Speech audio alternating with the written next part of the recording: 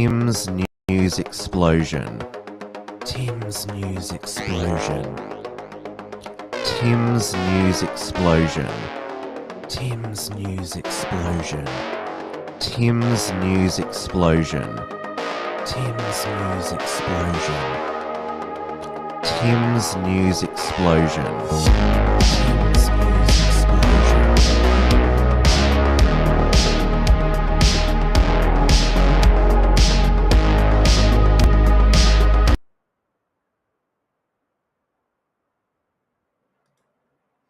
Hello, everyone, and welcome back to Tim's News Explosion on this Monday, the 13th of January 2025. We are live on the Wilms Front YouTube channel, the Wilms Front Rumble channel, and on my X account. Hello to everyone in the live chat. A tricky woo. It is 8:30 p.m. here in Melbourne, Victoria, where because our local mainstream media is disappointed at the lack of bushfires during our very hot summer. You might be able to hear the fan going on in my studio here. It's more just humid. So we haven't had a really hot summer for a while, but I remember it was Boxing Day. It was going to be a scorcher, and so the mainstream media coverage was firefighters on high alert. It's like they're relishing a pending natural disaster. That's probably why they're also relishing a new pandemic, hoping it'll be bird flu, but not much has happened there, so they're hoping for the bubonic plague. But this is because we only had in Victoria, the Grampians fire, where only 3 or 4 homes, properties were burnt, though Anthony Albanese and Jacinta Allen still got their photo op in the helicopter. So our mainstream media has turned its coverage to the Los Angeles wildfires. So their front pages are all full of the apocalyptic burning of the west side of Los Angeles, near where all of the stars have their homes. So the Palisades fire is one of the largest wildfires, and it's near the Malibu, it's near Santa Monica, and it's near Brentwood. So if you know about all of the suburbs of near the Hollywood Hills in LA, it's not quite near Hollywood. So the image that I used in the promotional clip of the Hollywood sign on fire, that is AI.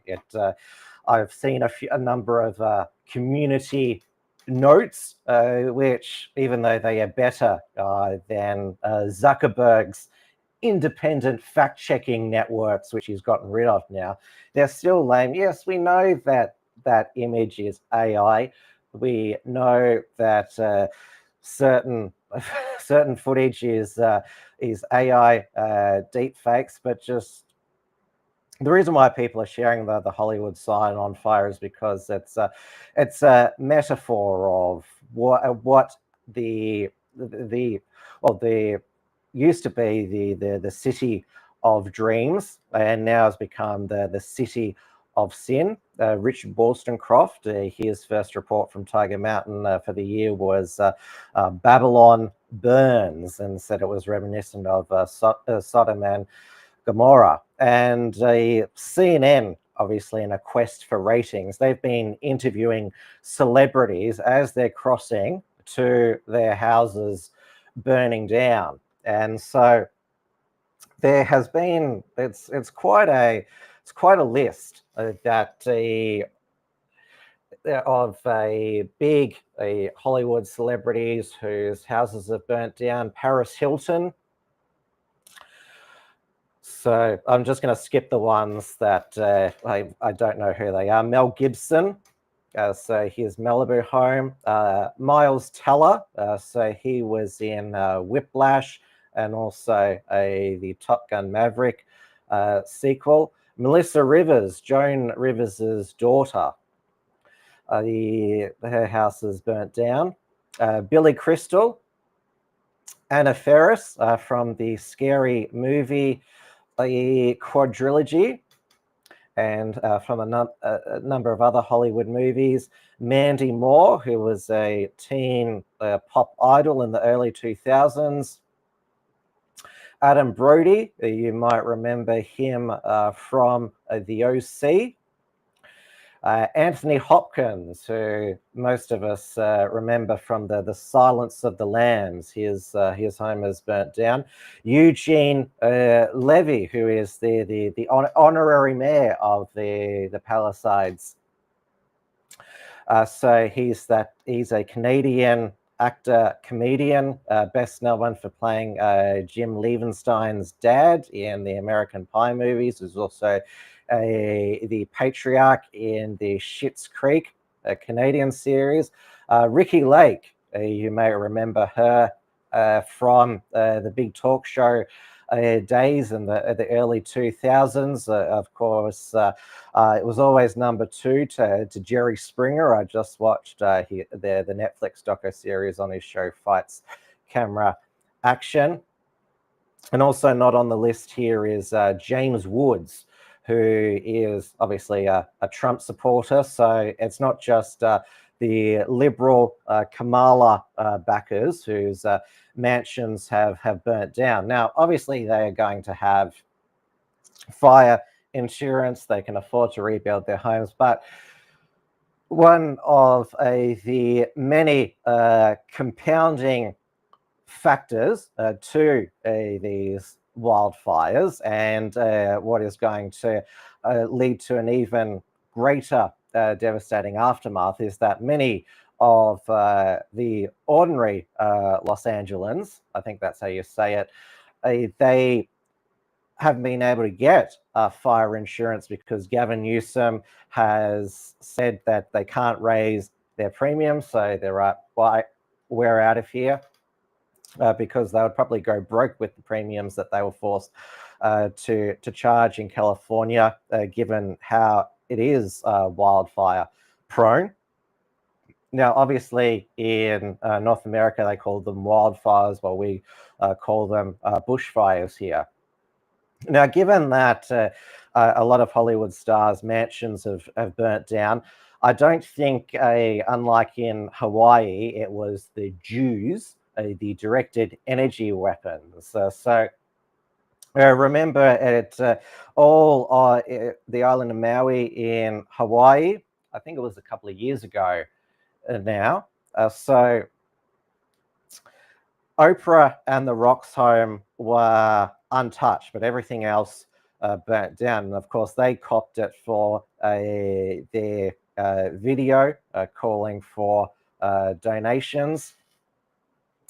JJ Leighton has said, "What did that pitch, I think you mean bitch, say at the Golden Globes Awards? God, the creator of the world, 0 votes. God will not be mocked." Well, there's, like I was saying, there's a lot of biblical metaphors, given that just how decadent and depraved Los Angeles and Hollywood has become. I saw some conspiracy theorists who claimed that the celebrities, they wanted their mansions burnt down to hide all of the evidence of satanic child abuse and drinking babies' blood before Trump is inaugurated on January the 20th. That's an interesting theory there. Probably somebody like Andy Nolch believes that. Now, of course, Los Angeles, home of many of the BLM crew. What I mean is burn, loot, murder. There was this, I think it's a fake story circulating that one of the co-founders of BLM lost 2 of her 3 large mansions. I think that's a fake story, but if it's true, now she knows how it feels to have her neighborhood burnt down. Now, of course, it's the wildfires that are burning down the west side of Los Angeles, though arson is suspected. Although, of course, the go-to scapegoat is climate change. That's what I saw Bernie Sanders trying to blame Anthony Albanese back here in Australia. There's 24 deaths so far. You wouldn't classify those as murders unless Gavin Newsom's negligence, along with Karen Bass, the LA mayor, you could argue that they are culpable for manslaughter with their negligence, because this is just, it's not biblical. It's not climate change. It's not the climate gods. It is a combination of environmental insanity and just gross governance mismanagement. So it is basically, these wildfires represent just how badly, Los Angeles in particular, San Francisco is also governed pretty badly. Now the L, of course, stands for looting. So there's a curfew in place now in the fire-affected areas, God, I hate that word, from 6 a.m. to 6 p.m. So anyone who's in those areas and not from those areas, who are primarily there to loot, they have got the city of Los Angeles. They may have had a massive reduction in its in the budget of its fire department, but given the crime in Los Angeles County, and of course this goes back decades to the LA riots of 1992 after the acquittal of the police officers who restrained Rodney King with a lot of force. So as you can see, the police department got an extra $125 million, the LAPD, in 24-25. There was a whole 14.6 million for the library. Are they sure that in LA schools they're actually teaching the younger generation how to read? The city attorney, an extra 10 million, obviously, to prosecute, but you can see down there the fire department was defunded by 17 million. And although she has been mocked, rightfully mocked, the fire chief of the LA Fire Department, LAFD, Kirsten Crowley, she did call out the mayor of Los Angeles, Karen Bass, for reducing funding. Now she did a ScoMo there and was over in Ghana attending their presidential inauguration. I mean, I looked at her Wikipedia. She's an African American. She traced back her roots centuries and centuries to Ghana, or is that why she's there, and refused to answer questions from reporters? Now, also, the deputy fire chief of Los Angeles, Christine Larson, who heads the Equity and Human Resources Bureau, has also been mocked. So the DEI has certainly been it's been a contributing factor to, why the best firefighters, firemen, we should probably say, have not been chosen for the job.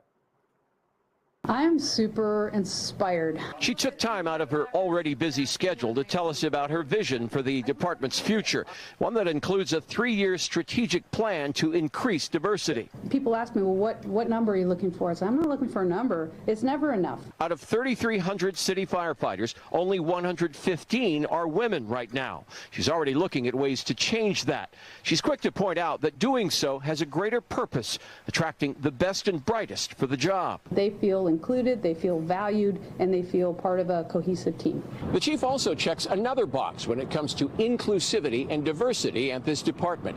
She's a proud member of the LGBTQ community. That just kind of opens the door of people that thought, wow, I didn't even know that that was an opportunity for me. You want to see somebody that responds to your house, your emergency, whether it's a medical call or a fire call, that looks like you. It gives that person a little bit more ease, knowing that somebody might understand their situation better. Is she strong enough to do this? Or you couldn't carry my husband out of a fire, which my response is, he got himself in the wrong place if I have to carry him out of a fire. Build stronger than ever. Right now, if you need help, emergency information, resources, and shelter is available.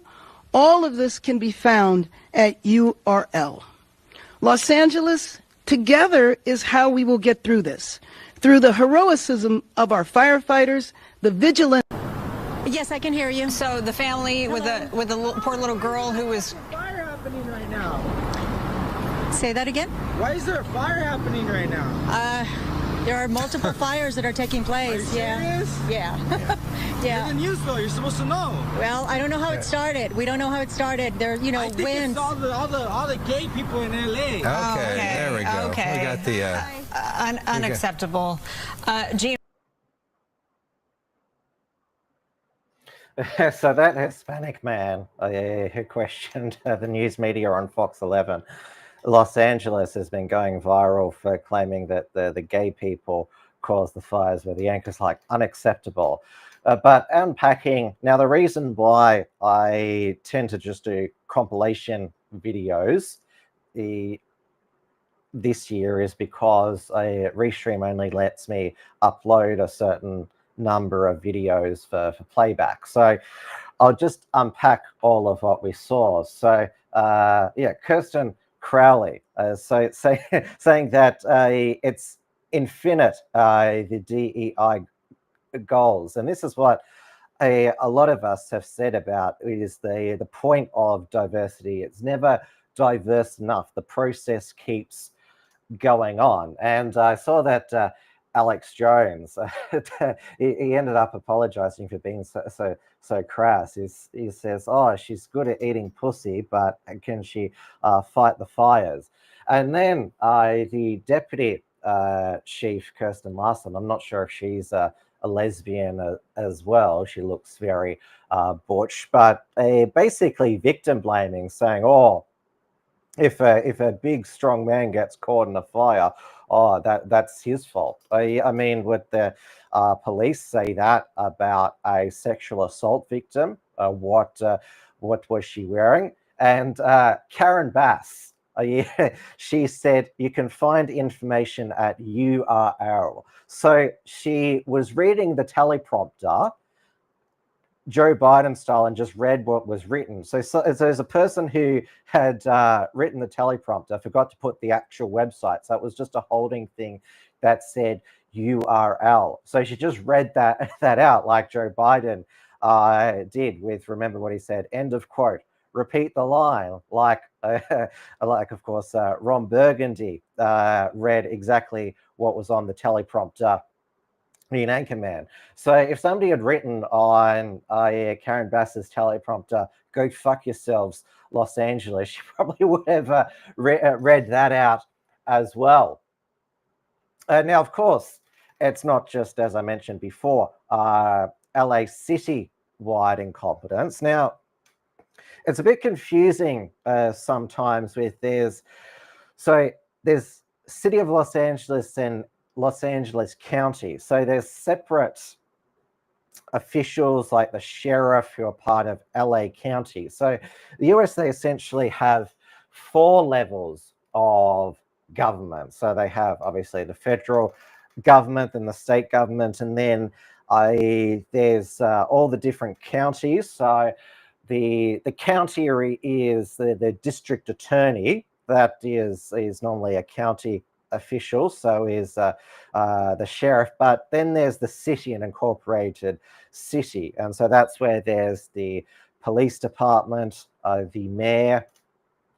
So I've researched this quite a bit, and it's always a bit confusing. Some are consolidated cities there. So some people think that we're over-governed here in Australia with our 3 levels of government. Their local government, they basically have 2 concurrent tiers of government there as well.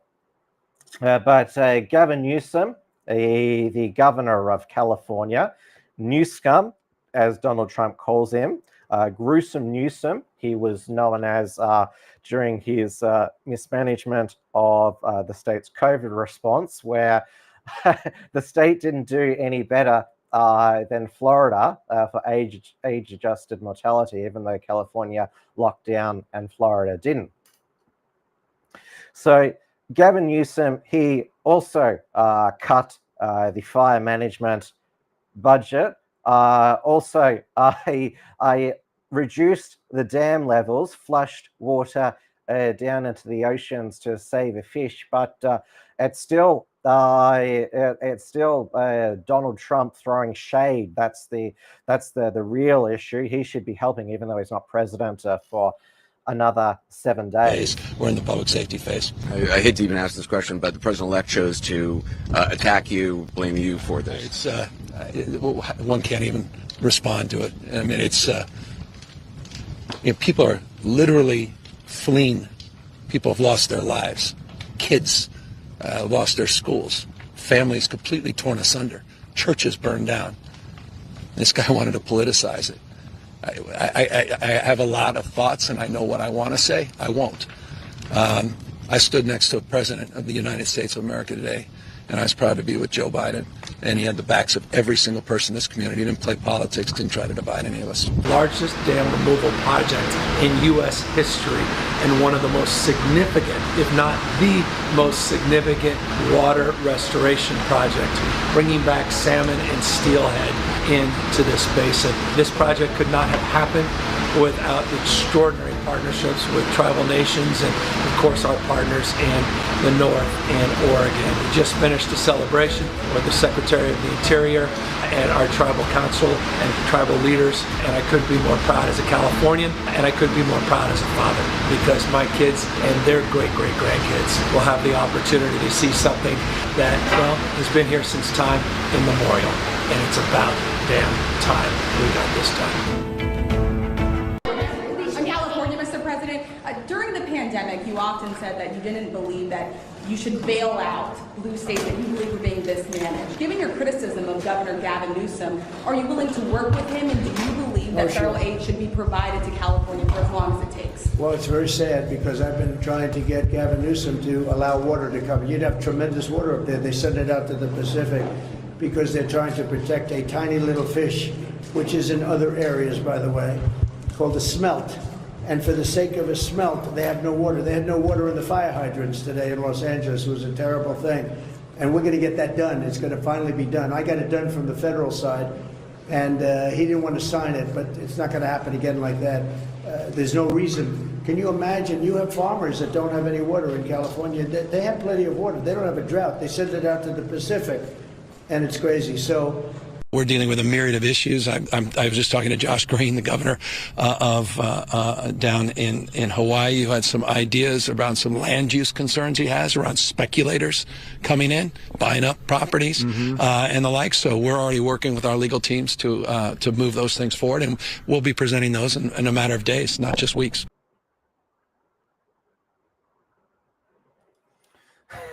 Gavin Newsom, that was just today talking about a land reform, shall I use that term, and speculators have been talking to the governor of Hawaii about what he did after the Maui fires, and his head's moving around there. He still is clearly starting to lose it there, but he still got the Patrick Bateman hair gel in, and he has lots of media handlers.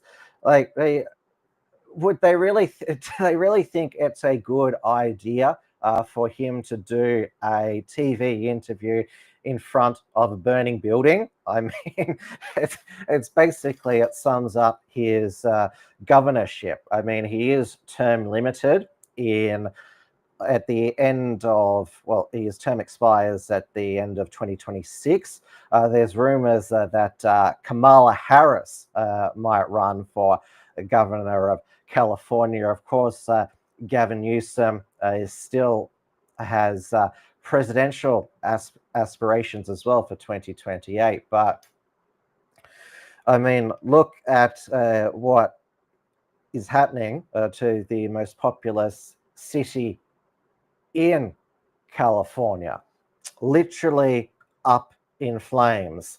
And they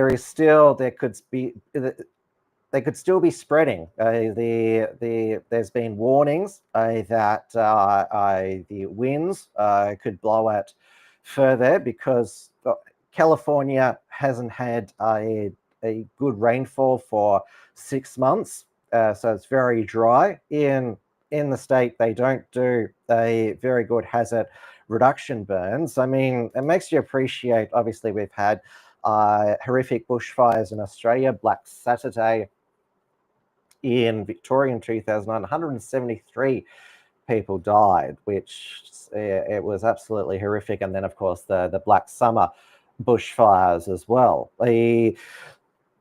We are taking the lessons about doing hazard reduction burns, ignoring the environmentalist greenies who just like don't touch nature, but our state and federal environment departments under the Murray-Darling Basin Plan still do what Gavin Newsom has done and flush water out to sea in environmental flows. That's the term there. But we don't have this DEI problem in in our Australian.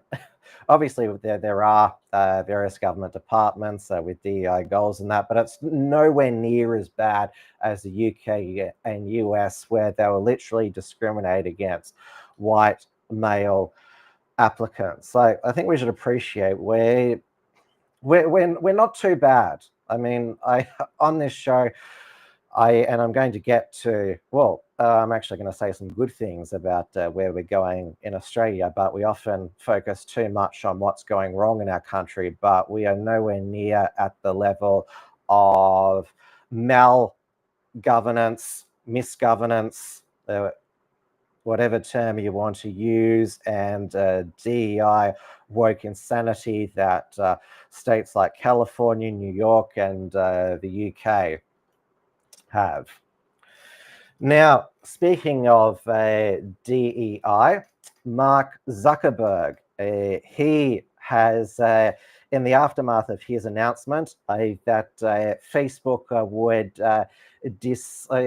dismember its fact-checking network. Remember, it would pop underneath the link that you shared. This has been fact-checked by an independent fact-checking network. And so Zuckerberg, it went for about 5 minutes, said, oh, yeah, we're going to go back to our roots, and we went too far in trying to censor what some called misinformation. We're getting back to our roots, free speech. And of course, Zuckerberg, he's just sensing where the culture is going, and that, well, not just Americans, but all across the West, we want our free speech back. He's only going to be rolling replacing the fact checkers with community notes like X. So literally copying Elon Musk's community notes. He's also copied Elon Musk's hair transplant.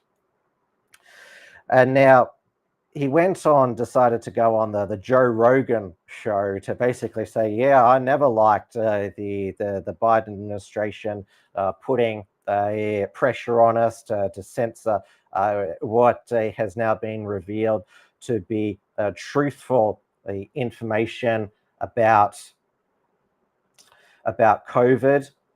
So he's basically trying to walk it all back. And I noticed that because Elon Musk, he had the actual courage to basically stick it to the Biden administration. No, we're not going to be pressured by your Department of Homeland Security to censor posts where we are going to allow Twitter, it became X, to become the town square again. Obviously, there are people that have had their accounts suspended for so-called hate speech and community standards violation, but I saw Thomas Sewell is being restored on X, and of course there was that what was it? It was described as, yes, the demonetization, removal of the blue check mark for those who opposed Elon Musk's support of HB1 visas. So yes, I guess it's sort of like the confessional, the sort of a bro redemption platform, the Joe Rogan Experience, because Mark Zuckerberg says he was never comfortable with what the Biden administration was demanding. So we tried to put in place a system that would deal with it. And early on tried to basically make it so that it was really limited. We're like, all right, we're just going to have this system where there's these third-party fact checkers and they can check the worst of the worst stuff, right? So things that are very clear hoaxes, that there's it's not like we're not parsing speech about whether something is slightly true or slightly false, like Earth is flat, things like that, right? So that was sort of the original intent. We put in place the system and it just sort of veered from there. I think to some degree, it's because some of the people whose job is to do fact checking, a lot of their industry is focused on political fact checking. So they just kind of veered in that direction. And we kept on trying to basically get it to be what we had originally intended, which is just, it's not, the point isn't to judge people's opinions. It's to provide this layer to kind of help fact check some of the stuff that seems the most extreme, but it just, it was just never accepted by people broadly. I think people just felt like the fact checkers were too biased. Mm-hmm. Not necessarily even so much in what they ruled, although sometimes I think people would disagree with that. A lot of the time, it was just what types of things they chose to even go and fact check in the first place. So, I kind of think after having gone through that whole exercise, it I don't know, it's something out of 1984, one of these books where it's just it really is a slippery slope. And it just got to a point where it's just, okay, this is destroying so much trust, especially in the United States, to have this program. And I guess it was probably about a few years that I really started coming to the conclusion that we were going to need to change something about that.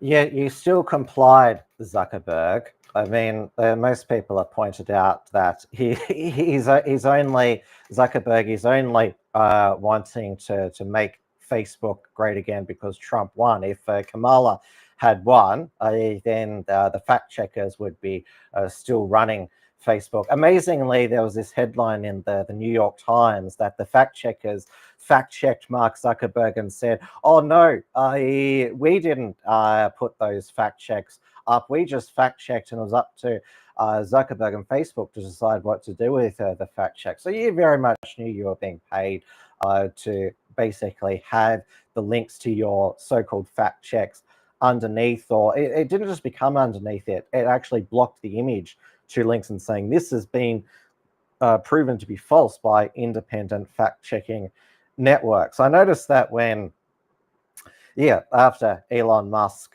freed the bird and then it became X, Jack Dorsey, the founding CEO of Twitter, said, I liked it when it was more free speech. Again, he just succumbed to, remember after Trump won in 2016, Zuckerberg, he was called before Congress on, oh yes, I'm sorry about the Cambridge Analytica scandals, bullshit scandal, and we'll do whatever compliance we need to do.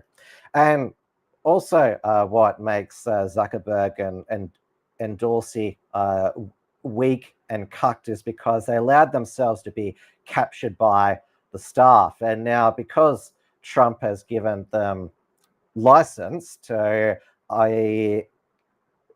kill DEI is finally dying, though not quickly enough. So Facebook has now ended all of its DEI programs, including tampons in the men's bathroom. Is that where Tampon Tim, Kamala's running mate, governor of Minnesota, Tim Walz, got the idea from Zuckerberg?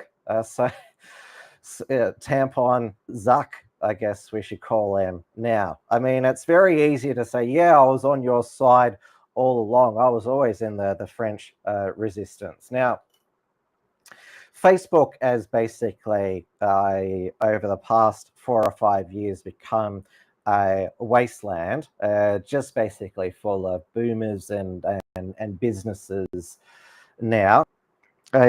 Now, it would also be great if Zuckerberg could also crack down on the child exploitation, grooming going on Facebook and Instagram, where, of course,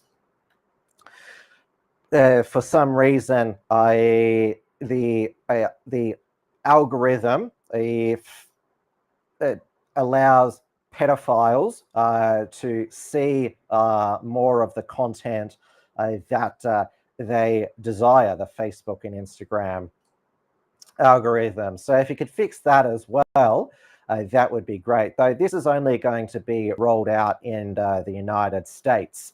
Now, it was after I remember the Christchurch massacre in Australia that Scott Morrison really went after Facebook, saying that they need to crack down on all of this extremist material on Facebook. And then also Scott Morrison also colluded with the mainstream media to demand Facebook pay mainstream media for Facebook directing content to their website, that bogus news media bargaining co.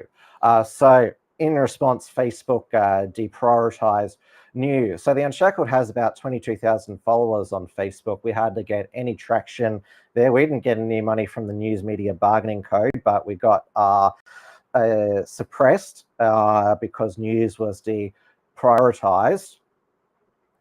Now, also, the community standards are going to be changing on Facebook. Is that you're no longer going to be suspended for 30 days for misgendering. But I don't think that this is going to apply to Australia. Now, Blair Cottrell, he was banned from Facebook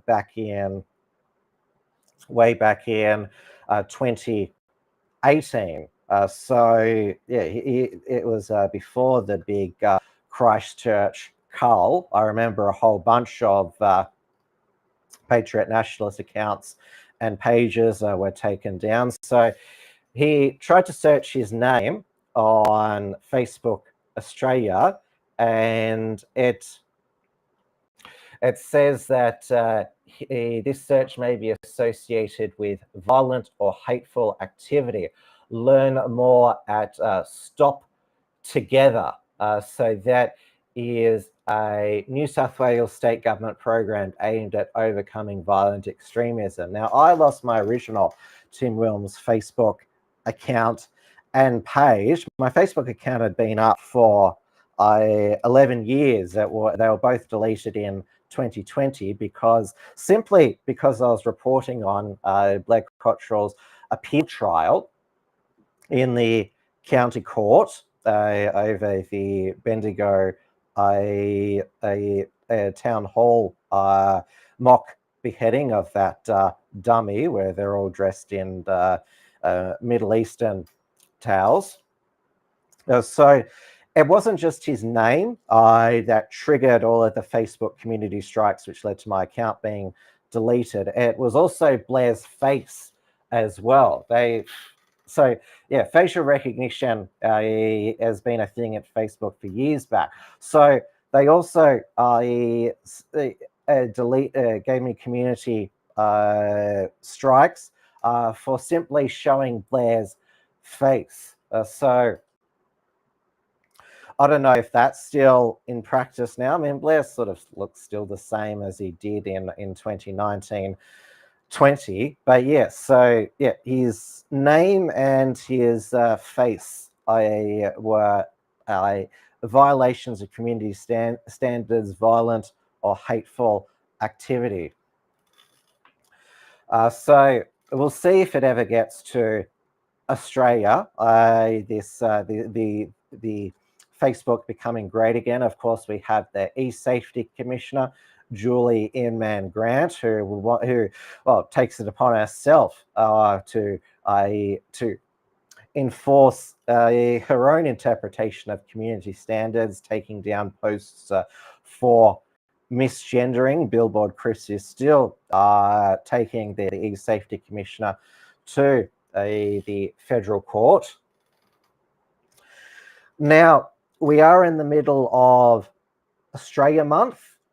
It's halfway to Australia Day, January 26th. And as I've previously said, this Australia Day is probably going to be the best Australia Day in a number of years. I still see it through. Late stragglers come in. I started earlier at 8:30 p.m. So more of you could tune in at an earlier time. So a few of you are still coming in at the original time of 9 o'clock. Now, the Institute of Public Affairs, they do commission a poll every in the lead up to every Australia Day to gauge how Australians feel about Australia Day. And so the first question of the poll is, do you agree that Australia Day should be celebrated on 26th of January? So that is when the arrival of the First Fleet by Governor Arthur Phillip. So in 2024, it was 63% agreed. In 2025, it is 69% who agree, so +6. Disagree has gone down from 17 to 14%, and apathetic, agree nor disagree, has gone down from 20 to 18%. And there has been a huge jump in the 18 to 24-year-old support for celebrating Australia Day. It's gone from 42% to 52%. So the Zoomer bros, they are certainly taking the red pill, which is, I think, another motivation why Albanese wants them off social media before 16. Now, it went down by 1% in 25 to 34. I'm no longer in that age bracket now. I'm in 35 to 44. There was a 6% increase as there was in 45 to 54. The biggest reduction was in 55 to 64. You'd still classify them as boomers. They went down from 71s to 66%. But there was a big jump in the 65 plus, 71% to 86%. In the other questions that they ask, I am proud to be Australian. There was marginal difference. 86% say they are proud to be Australian. And Peter Dutton and his campaign launch in Melbourne yesterday, or unofficial election campaign launch, said that he didn't, I'm paraphrasing him, but is in favour of MAPA, Make Australia Proud Again. So he wants to reverse the Albanese government's decision to allow councils to move citizenship ceremonies from Australia Day. Now, Albanese was asked about this, and he said, well, my local council celebrates Australia Day. I'll be at their National Australia Day events. Remember last year where it seemed that he and his ministers and a lot of the woke corporates had already banked that there'd be yes to the Voice, and that they would be able to dismantle Australia Day in 2024. Anthony Albanese kept saying, we have no plans to change the day of Australia Day. And his agricultural minister, no, he's actually moved now. I can't remember what he's actually the minister for now, Murray Watt. I think he's the IR minister now, Murray Watt, said on Sunrise, made a Freudian slip. The government wants to change the date of Australia Day. So very strong levels of national pride. And question 3, to what extent do you agree that Australia has a history to be proud of? 68% agree, 19% neither agree nor disagree, 13% disagree. Hang on, I'll get it back. I thought I'd got it back up here. So the overwhelming majority of Australians support Australia Day, proud to be Australian, proud of our history. But here in Victoria, the Allen Labor government has permanently cancelled the Australia Day parade throughout the Melbourne CBD. And so it's basically given the CBD on Australia Day to the Invasion Day mob, because we know that's where their sympathy lies. This is where all Labor Party, deep down, the Labor Party, they wish they could change the day of Australia Day, but, well, Albanese, he knows that if he said that, he'd lose the election and would just show how out of touch he is. Though, having been to the Australia Day parade in Melbourne in 2018, that's basically the opening ceremony of the Olympics. Here's the Philo Australians. Here is the Thai Australians. Here's Miss Transsexual Australia. Dawn Browning says, Dutton has gotten free legal from their Libre corporate lawyer company. He is beholden. Well, he said that he'll only stand in front of one flag, the Australian flag, get rid of the Aboriginal and Torres Strait Islander flag like Albanese and his ministers do, and the Australian flag's crowded out. Peter Dutton, he has been seen making a speech in front of both the Australian and the Israeli flag. And now, because the Allen government has decided, as I said, that there will basically be no Australia Day celebrations allowed in the Melbourne CBD, local patriots, they have organised some of their own. So Monica Schmidt has been promoting, it's called Our Voice, Our Australia, Celebrate Australia Day Rally. Sunday, 26th January, 1 p.m. assembly in Port Melbourne, and then 1:30 p.m. parade to St Kilda in the Cantani Gardens. Then the National Workers Alliance is going to be holding a rally outside the Rod Laver Arena.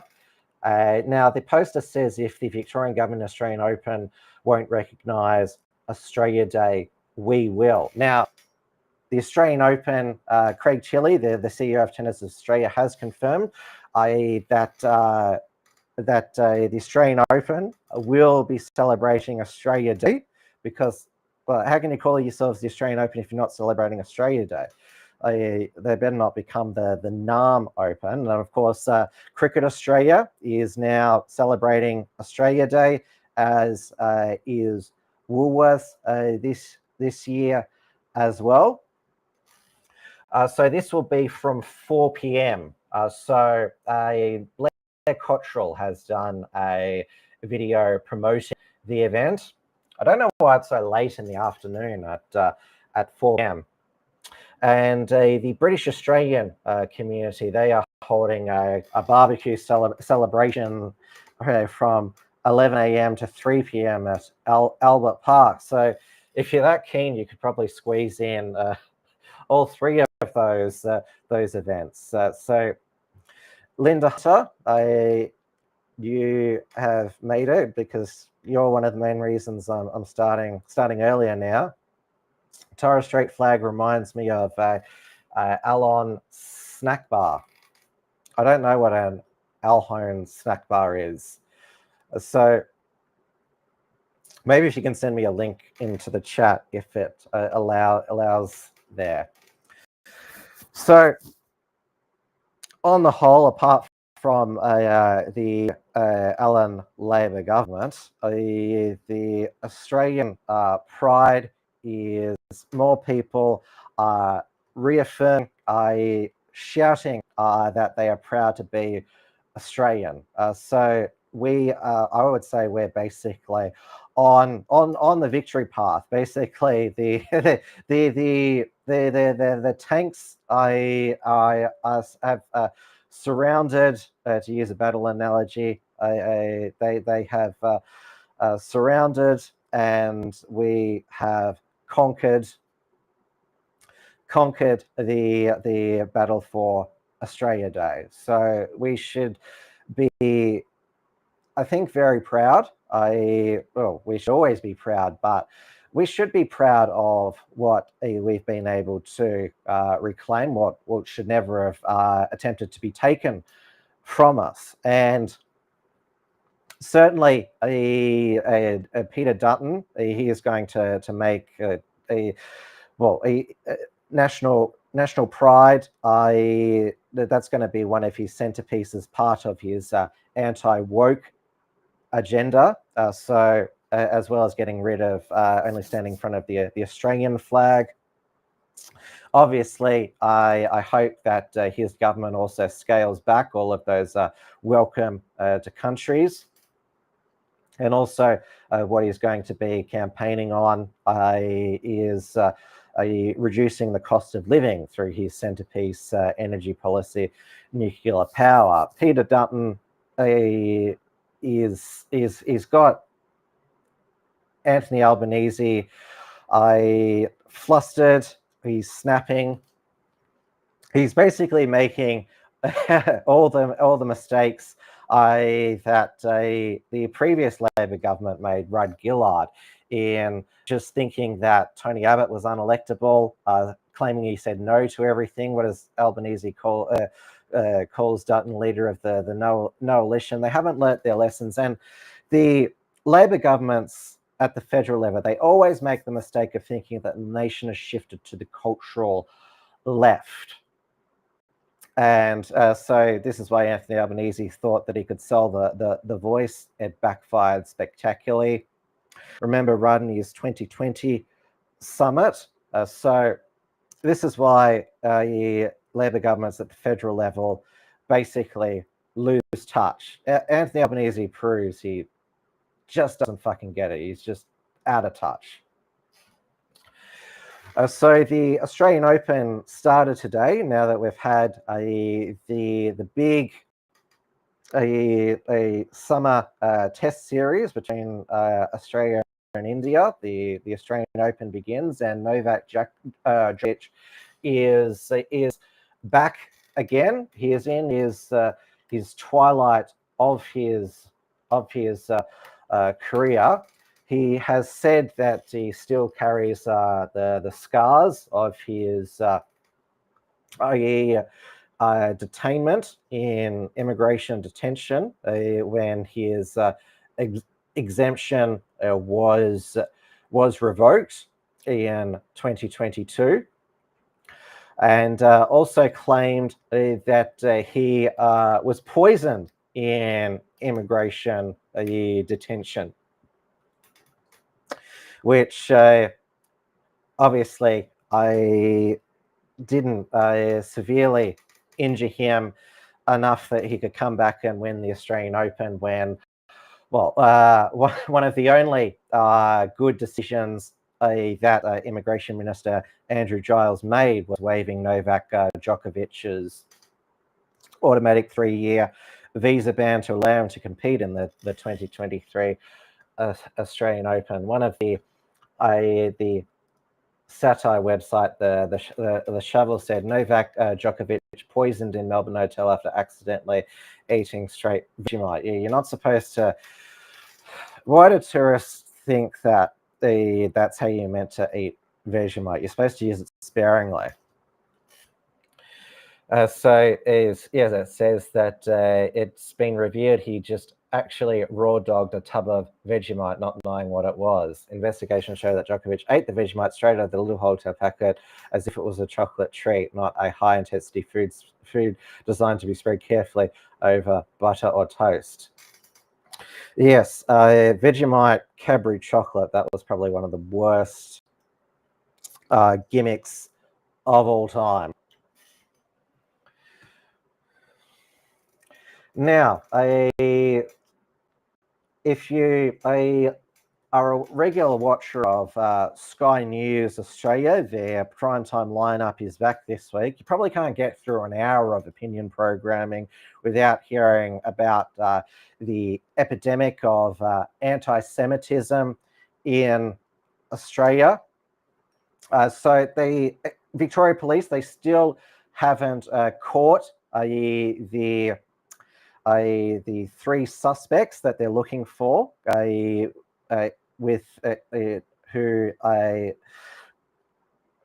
they are looking for in response to the investigation into the Abbas Israel synagogue firebombing in December last year. And there is now in Sydney, there has been a spate of anti-Semitic vandalism. So there was in Sydenham, there was Gas the Jews marked on a wall near the Sydenham train station. I was there over a week ago in Sydenham when I was staying in Sydney. It wasn't me, because I was there a week ago, and this was only noticed appearing over the weekend. And so on Saturday morning, 2 individuals were captured on CCTV spray painting swastikas on Newton Synagogue before attempting to set the building alight using an accelerant. And then there was also on Friday, the Awal Synagogue in Sydney South was also targeted with multiple swastikas spray painted on its walls. The New South Wales Board of Deputies has condemned the attack, calling for increased security and community vigilance to prevent further incidents. And this follows last week, where there was a car that was vandalized in a Jewish area of Sydney with "fuck the Jews" written on it. This was Yvonne Strasser, a Jewish resident who was upset over it.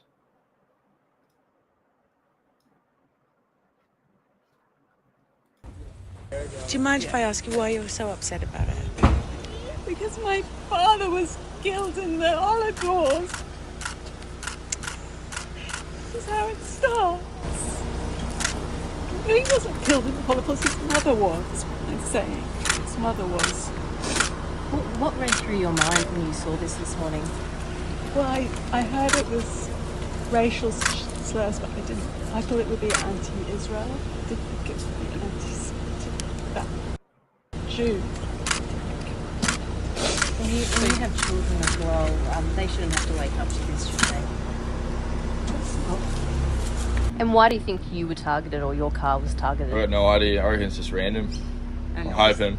You've obviously got some, Jewish neighbours here. You've moved the car. How do you think they felt if they told you, Oh, they'd be mortified. So would I. But yeah, I don't know. I think I just got unlucky. I don't know. What would you say to someone who's targeting your car and offending people here?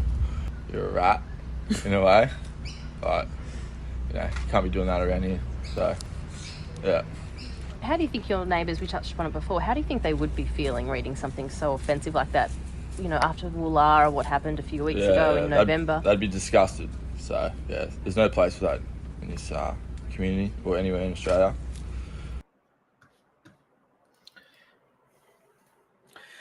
Now, I remember last year there was a Victoria police sergeant who at the Victoria Police Academy who was accused of performing a Nazi salute twice and allegedly saying Hail Hitler. So the 65-year-old female sergeant who was allegedly Mandy Feingold, who taught family violence, how to deal with family violence at the Victoria Police Academy. So this was in October last year. So at the time, Shane Patton, the Chief Commissioner, apologised to Victoria's Jewish community and said the alleged incidents were shameful and would exacerbate grief and pain related to the anniversary of October 7. Although last week, Victoria Police revealed the criminal investigation into the allegations has been finalised and that the officer would not be charged. Late last year, detectives from the Professional Standards Command compiled a brief of evidence in relation to 2 charges of public performance of a Nazi gesture. As per the standard process where any charges are considered against a police officer, the brief of evidence was sent to the Office of Public Prosecutions for assessment. We have since reviewed advice from the OPP, and based on the circumstances, there is no reasonable prospect of conviction. This ends the criminal component of the investigation, and the sergeant will now be subject to internal discipline investigation. The police officer continues to be suspended while the internal discipline investigation process proceeds, and is suspended on pay. Now, of course, notice mentions that Jacob Hershant was sentenced to 1 month in prison for making the Nazi salute outside of the County Court of Victoria in October 2023 while saying Hail Hitler. The same as what this police sergeant was alleged to have said. And also, their fellow National Socialist Network members, Nathan Bull and Michael Nelson, are also facing multiple offensive behaviour charges for allegedly making the salute before it was banned. Although Nathan Bull is also charged with making the Nazi salute at the Nova Cinema in Carlton during the movie Zone of Interest. I haven't seen that. So there's actually been, I just noticed on the New South Wales Police website that there has been actually another incident of a man charged with performing a Nazi salute.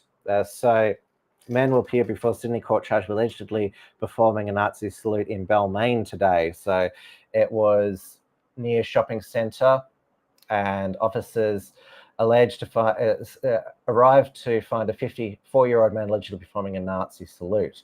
The man was refused bail to appear before Downing Centre local court today. And going back to this Noticer article, also mentions that back on Melbourne Cup Day, their there was a man who was told by police he'd be charged over an alleged Nazi salute at Flemington Racecourse. Then, of course, Philip Thompson, a filthy, has been charged with performing the gesture outside of the Frankston police station. And then there was also 3 men fined for performing the salutes outside the Sydney Jewish Museum. And a month later, 2 out of the 3 soccer fans convicted for July for making the salute had their guilty verdicts overturned on appeal. All 3 had argued the gesture was a symbol of Croatian national pride and not linked to Nazi Germany. And of course, Damien Richardson has been charged with performing the Nazi salute during his speech at the second National Workers Alliance meeting, where he was doing it, from what I've seen in the video, for educational purposes. If I raise my arm, am I committing an offence? And so because he's a dissident actor, they want to make an example of him in Victoria Police, even though it's not going to make the Jewish community any safer. But if Mandy Feingold, or the alleged Victoria Police Sergeant, who is not going to be prosecuted for performing the Nazi salute, then neither should Damien Richardson. Now, let's go over to the UK, where, again, things, as I was saying before, like, things are not that bad compared to what has occurred to the British public over the past 30 plus years. Various injustices.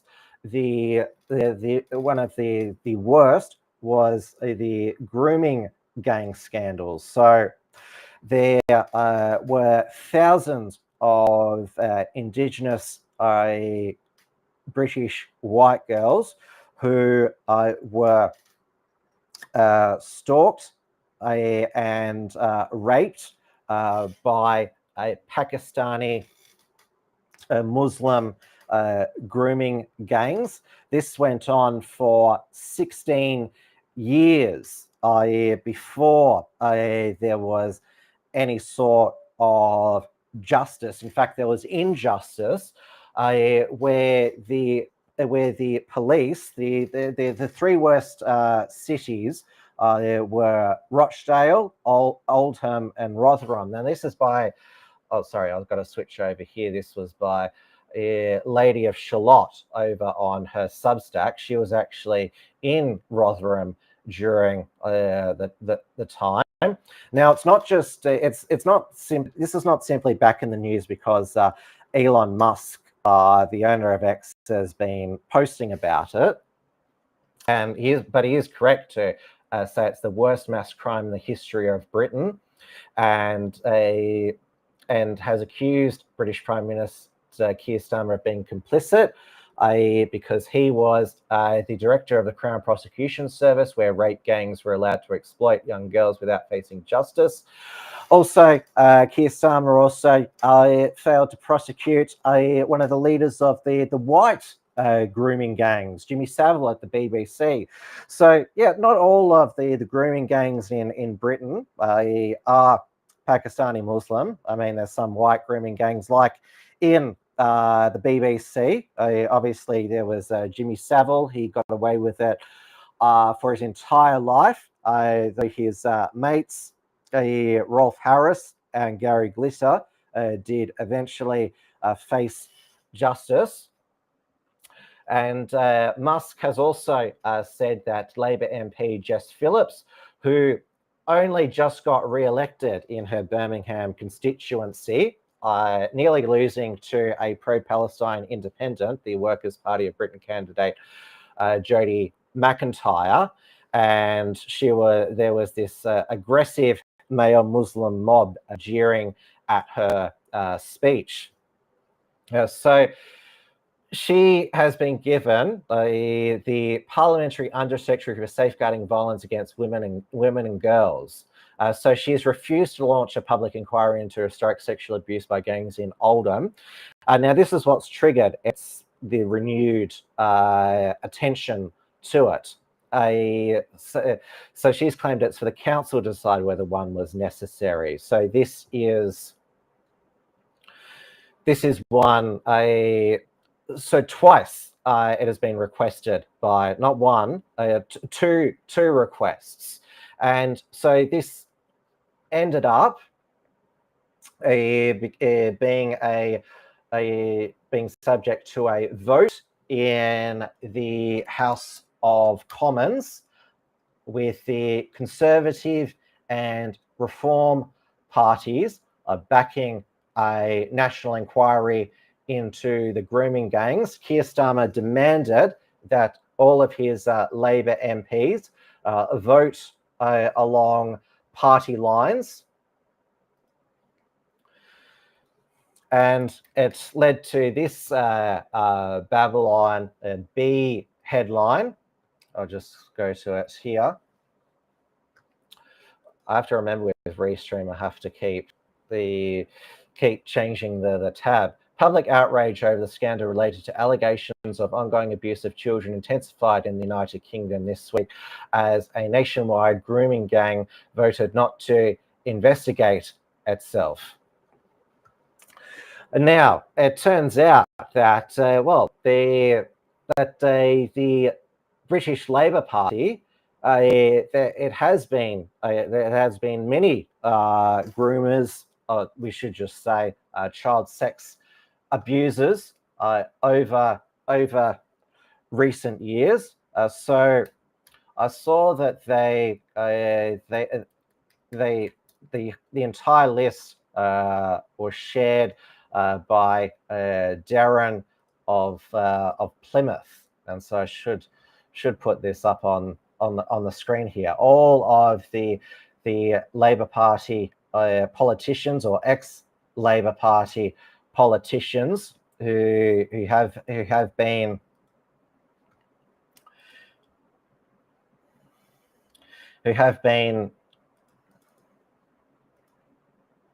it's a bloody long list. It probably won't be on the screen here. So, but you can add one more to the list, and that is the former Labour MP for Hove from 1997 until 2005, Ivor Kaplan, who was under Tony Blair Parliamentary Under Secretary of State for Defence. He was a member. Think of getting all my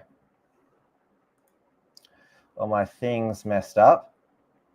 Oh, here we go here. Yeah, so Ivor Kaplan, he was, until he was suspended from the Labour Party last year over unspecified allegations. So he was the national chair of the Jewish Labour movement and was a guest speaker at one of the Labour Pride events at Sunday, 29th of July last year. His X account has him. It says he's a former Defence Minister, MP, gay, Sussex Cricket Pride event, patron LGBT, lifelong supporter of Brighton and the Hove Football Club, golf when I can, and also allegedly meeting up with underage boys in the hope of having sex with them. So a local pedo poacher, a group in the UK, the age of consent for both homosexual and heterosexual sex in the UK is 16. And Ivor Kaplan, he was busted trying to meet a 15-year-old for sex. I'll play that, but first I'll play you. He was amazingly on GB News the week before, criticising Elon Musk's posts. In fact, the British government is investigating his ex-post for extremism. Is that, of course, what I am really, really against of what Musk has said around obviously one of our very long-standing members, and also the Prime Minister himself. Those type of comments are not acceptable, and they've not been acceptable by what he said. And clearly, that is something that I think the United States will have to take up as a matter for them once there is a new president in a couple of weeks' time. Which comments specifically? What is comments on Tommy Robertson? Which one specifically? Well, the Tommy Robinson is even Nigel Farage that thinks it was a ridiculous idea.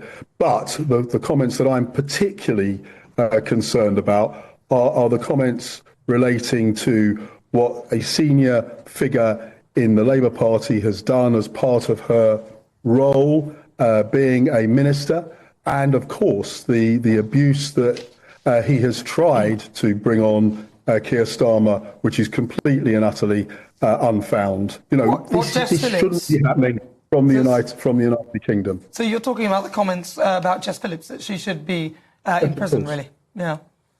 No, of course she shouldn't be. She's done more over the years in terms of safeguarding than probably anyone else in the United Kingdom. And you say that, but why would she not?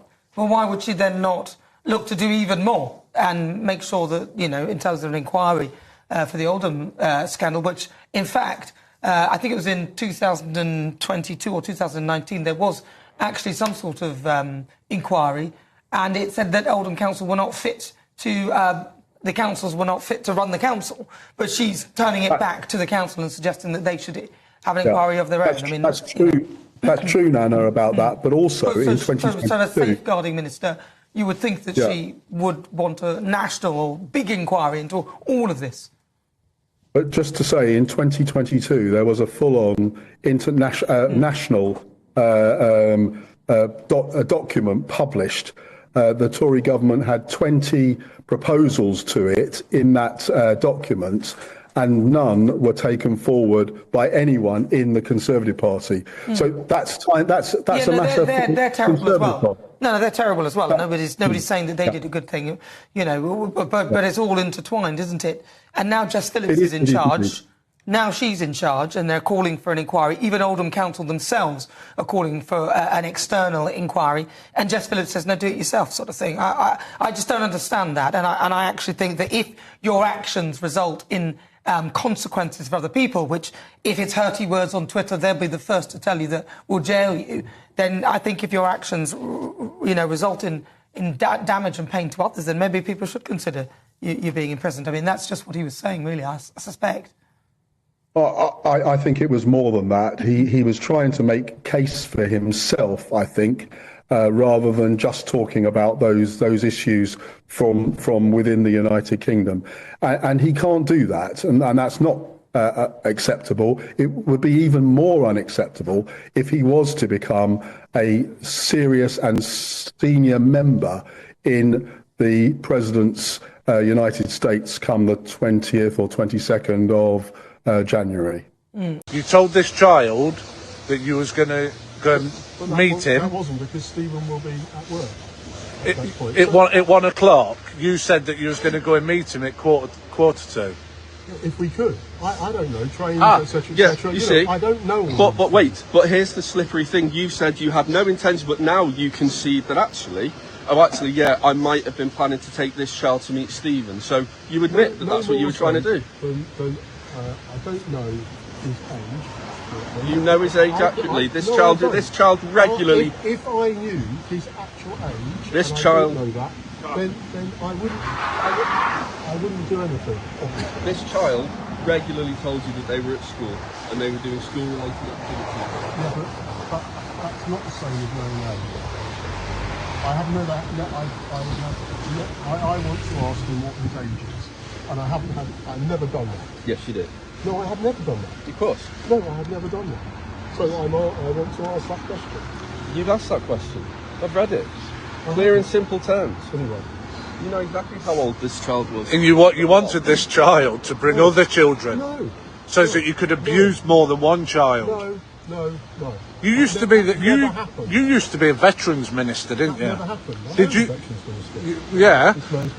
Yeah, we're all veterans, and do you know what? It makes me absolute sick that you had anything to do with our armed forces. I haven't done anything. Okay, I'm not going to do that.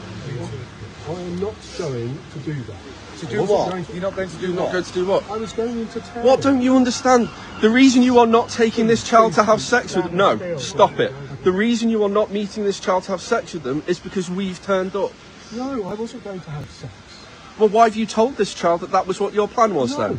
Black and white, it's your words. Have you shown the image? Yes, I've shown you the image. And then that's his bag as well, if possible. So I thought you'd get your bottle of water back. And sweets. Right, I'm just going to search you before we go anywhere, okay? How many layers have you got underneath the this? Sweets in there as well. 3. Oh, that's smoggy. The sweets in the bag as well. There's nothing, there's no bottles. Phone. And what I'm going to be doing, okay, is I am going to be seizing your phone at 12:38, okay? And for the purpose of that is, I believe it holds evidence on that. And now Sussex police have already bailed Ivor Kaplan, so he's already back out on the streets. Has anyone seen this meme before? It sums up, I think, Britain's elites. Excuse me, sir, just one more thing. Pedophiles deliberately chosen for positions of power, so if they can't be bought, they can always be blackmailed. That seems to be how a lot of British elite society maybe works. I probably shouldn't laugh because there is real children being harmed by them. Now, Ivor Kaplan, his ex-account, even though he is a former politician and was just on GB News last week, it is full of him reposting and commenting below pictures of naked young men. And I don't know why some nationalists decided that they would repost this. So it turns up on my feed. I don't need to see that. Yeah, we get it. He didn't even hide just how much of a degenerate and pervert he was. Yet he was still followed until this week by Rachel Reeves, Alistair Campbell, lots of high-profile Labor people. Now, you heard Ivor Kaplan mention in that GB News interview a week before he was arrested, mentioning that Nigel Farage's continued. Well, it's not just saying that we don't want Tommy Robinson in reform, but it's open just character assassination, defamation against Tommy now. He said on LBC Radio, Nigel Farage, that Tommy had a conviction for violence against women. That is completely false. Tommy's ex-wife has said that he never hit her. Of course, the only politician with a criminal record for violence against women is a Reform MP, James McMurdoch. But because Tommy's a pleb, he speaks like this. And I noticed that once Douglas Murray pointed out, because I speak like this, I'm given these platforms, unlike Tommy Robinson. Like, that's the other thing. There is so much bloody classism and beating down on the plebs. This is another reason why Britain is such a sick society. The elites get away with everything, cover up their crimes. Joey Barton, the former footballer, talked about this on his Common Sense podcast, mentioned not just the grooming gangs cover up, the fact that the victims and their families were persecuted by the police. But remember the post office scandal, sub postmasters are wrongfully prosecuted by the post office, accused of stealing money when it was a software issue. And then, of course, the Hillsborough cover-up by a South Yorkshire police, who, as Lady of Shalott mentions in her Substack article, it was the same South Yorkshire police who failed all of these young girls in Rotherham. The same police force that covered up their malpractice leading to the deaths of 96 Liverpool supporters at Hillsborough Stadium in 1996. It just so makes me mad. Just how can anyone believe in justice in the UK? I mean, the fact that when you have Paula Vanells, the former CEO of the Post Office, she's just going about her business. In fact, the now resigned Archbishop of Canterbury for covering up for a child sex abuser actually recommended her for the Bishop of London. This is how just in bed all these people are. It is just, and I think it was, I think I saw it was Ralph Babbitt. He posted on X that Australia should accept refugees from Starmer's Britain. I'll see if I can find it here. But I think I've already said we've accepted many Indigenous Brits as refugees, sort of, into Australia, such as, well, Dawn Brown, Lady of Shalott, 99 Iron Duke, Gary Hume, Harry Richardson. I know they're not refugees in the pure in the actual definition, but I think they, despite our issues here, are much freer here. So any Indigenous Brits, you still have a lot more freedom in Australia. There is a lot more justice in Australia than there is in the UK. I mean, when there were these Lebanese Muslim rape gangs in Sydney in the late 90s, there was immediate public and media outrage. Lady of Shalott, in fact, mentions why wasn't the public more angry about this? There was real community anger at the Lebanese Muslim rape gangs in the late 90s, and they were successfully prosecuted in New South Wales by legendary, now KC, Margaret Cunneen, who was a Crown prosecutor.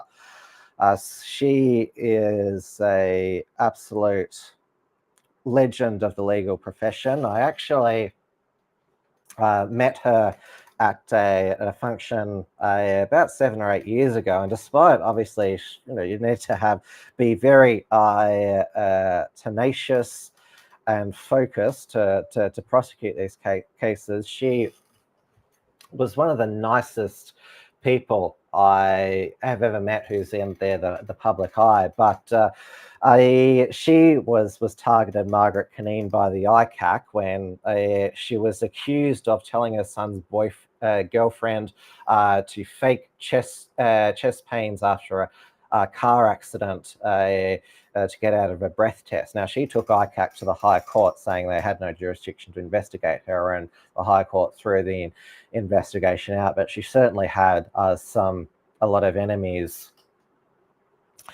in that she'd made over the years.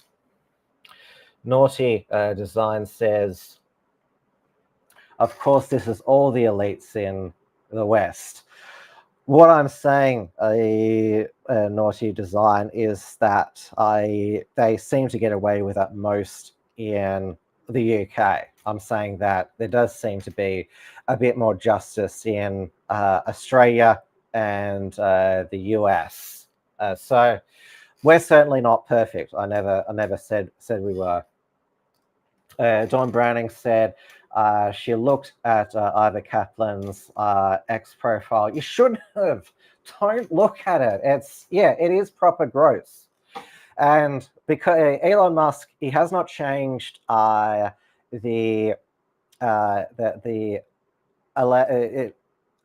his ownership of X, XXX content is allowed to be posted there. It was the same under the old Twitter. In fact, it can be monetized XXX content on X. So yes, that's why when you looked up his profile, which you shouldn't have, it's just all there. I'm surprised that even after his arrest, he hasn't deleted it all. It's just astonishing, and you wonder whether that was the first time that he tried to meet an underage boy or under the age of consent boy for sex. And it seems like you're sort of like with all of these pedo poachers now, you sort of wonder, aren't these like pedophiles more careful? But this is probably how depraved that they are. They're like, I'll probably take my chances. It might be a pedo poacher, but this is how depraved I am. I hope that it's legit. I mean, this is how sick they are. Now, the other two upcoming federal elections this year. So, as I was on air last week, Justin Trudeau was about to resign. He has announced that he is going to be resigning as Canada's Prime Minister, but the Liberal Party of Canada will have a leadership election first. Over in Germany, the incumbent Chancellor, Olaf Scholz, he was re-endorsed as the Social Democratic Party's candidate, and the Alternative for Deutschland formally endorsed its co-leader Alice Werdel as its candidate for Chancellor. This is Alice with her Swiss Sri Lankan wife, and she's a former banker at Goldman Sachs as well. So you can probably gather she is a strong supporter of Israel, though she does want to end the war in Ukraine. So again, how can she be a neo-Nazi if she wants to make peace with Russia? She also told Elon Musk that Hitler was a communist. Well, Hitler certainly wasn't a capitalist. Obviously, Adolf Hitler's ideology was National Socialism, but he was opposed to Soviet communism, Marxist Leninism. All right, that's the end of Tim's News Explosion for another week. Now, I will be back this Thursday, 7 p.m. Melbourne time, for another Wilms front with the former member for Hughes, Craig Kelly, who's running for to be the Libertarian Party lead Senate candidate for New South Wales. Hopefully, the internet is good this time, because I was so disappointed that my interview with Rosalie Cristani last Thursday evening, there was so much internet interference. I'm not sure if it was my side or her side, but Craig Kelly, he regularly, he uploads a lot of videos, informative videos on his YouTube channel from his study, and also beams in from his study to the Chris Smith Tonight Show on ADH TV, which is becoming Newsmax Australia this year. So he should have a stable connection. So if there's any issues this week, then it's probably on my end, though there haven't been any internet connectivity issues tonight. Have there been?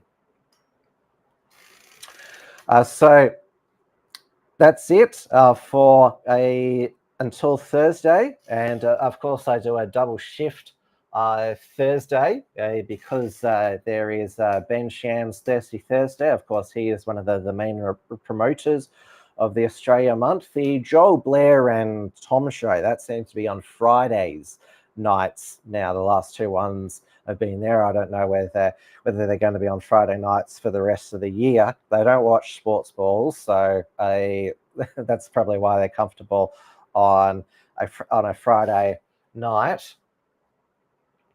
Now, a reality check radio, which I appear on I have appeared for the past 2 years on its breakfast program with Paul Brennan, done a Australian Wilms report every Tuesday morning. That will be back on air at the end of January. But in the lead up, as a sort of soft launch, myself and Dewey Jabor, also a reality check radio host of the dialogue, will be hosting another one-off Trad Tasman talk. Also, as I mentioned at the beginning of the program, fresh report from Tiger Mount with Richard Wollstonecroft. There'll be more in the coming weeks as well. And now, of course, January is the month where we publish our annual Unshackler Awards. So we have got 7 awards that have been published so far. So we started with our Regressive of the Year award, Australian Regressive. So currently in the lead is Anthony Albanese. Then we have got the Australian Unshackler of the Awards, of the Year award. So currently in the lead is Ralph Barbette. He did share it on his X account. So if you want to win it, share it on your socials. The International Unshackler of the Year. Currently in the lead, way out in front, is Donald Trump. Then there's the International Cuck of the Year Award. So currently in the lead is Justin Trudeau. He's shot out in front of our Energy Minister, Chris Bowen, Blackout Bowen. The Triggered Feminist of the Year Award. Currently in the lead is Whoopi Goldberg, co-host of The View, first-time nominee. So there's a surprise there. First, could be a first-time winner as well. And just published today, the Culture Warrior of the Year award. So currently in the lead is Jacinta Price, though it's very early days. Short straw. I'll be vlogging Australia Day in St Kilda. Hope to see you all there. Good on you, Short Straw. Do you have a YouTube channel called that as well? Because if you've done other vlogs, I'd love to see them as well. So we've got 3 more awards to publish. So there is the Degenerate of the Year award. So many nominees this year. And then there is the International Media Personality of the Year award. And then there is the Fake News award of the year. And our senior editor, Damien Ferry, he announces the winners on Australia Day. So the winners last year were for Aggressive to Vera Abramovich, for the Australian Unshackler, Aussie Cossack, for International Unshackler, Donald Trump, for the Cut Chris Owen, for the Cis White Male Malcolm Roberts, for the Triggered Feminist Lisa Wilkinson, for the Culture Warrior Jacinta Price, for Degenerate Hunter Biden, for Media Personality Tucker Carlson, and for Fake News it was ABC News. Now remember, I cannot do bring you all of these shows and also do reports from the field without your support. So please consider taking out a premium membership of the Unshackled. I'll put the link into the live chat.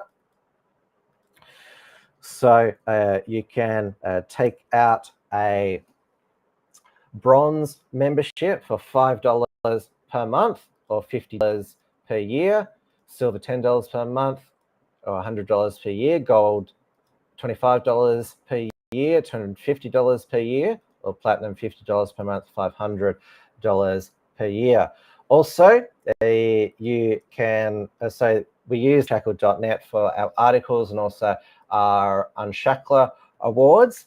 You can also support us over at Substack, where our Unshackled Productions archive is now, and also when we send out email alerts for upcoming Unshackled productions. So it is monthly $5 per month, annual $50 per year, and founding member $500 per year. The short straw says, I've just started, Tim, experimenting with technology. I remember back when I started, you can see some of my early books are like so badly, so bad that the camera work is. Now remember, other ways you can help us for free. You can like, comment, thumbs up, share, get the word out. I will see you this Thursday, 7 p.m. Melbourne time on the Wilms Front channels. Make sure you subscribe, click the bell for notifications, because I know that YouTube, it's the last, the alphabet company hasn't ditched DEI or censorship. I should have mentioned that even Jeff Bezos, Amazon is also ditching the wokeness. He's purchased the rights, $40 million, to a Melania Trump documentary, and he also didn't allow the Washington Post editors to endorse Kamala for president. Both Zuckerberg and Bezos have given money to Trump's inauguration fund. Now, even though it will be the 20th of January at the next Tim's News Explosion, because America is a day behind, it won't be until overnight, the inauguration. I don't think I'll be able to stay up for that, but I'm going to be very much looking forward to waking up on Tuesday morning and Donald Trump is president of the United States, again, leader of the free world, because obviously when America is the world policeman in the world, under the neocons, people die.